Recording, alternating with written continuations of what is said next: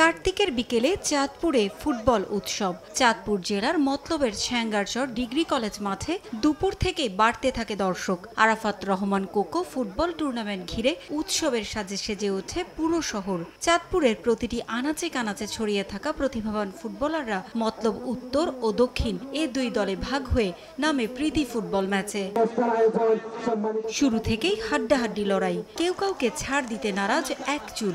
চাঁদপুর থেকে উঠে আসা ঢাকার ঘরোয়া ফুটবলের পরিচিত নাম ওয়ান্ডারার্সের ফুটবলাররা শেকড়ের টানে ছুটে যান মাঠে, অংশ নেন ফুটবল উন্মাদনায়। ম্যাচের শুরু থেকেই মতলব দক্ষিণের ওপর ছড়ি ঘুরিয়েছে মতলব উত্তর।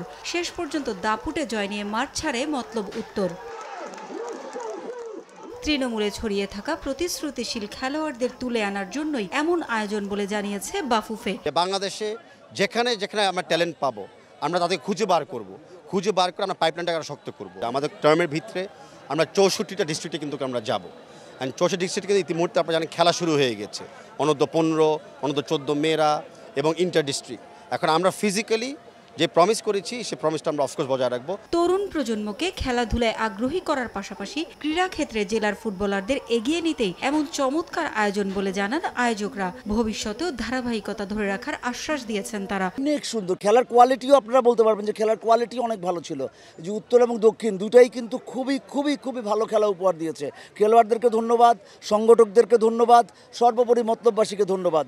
পরে বিজয়ীদের হাতে পুরস্কার তুলে দেওয়া হয়। পারভিন আক্তার, সময় সংবাদ, মতলব, চাঁদপুর।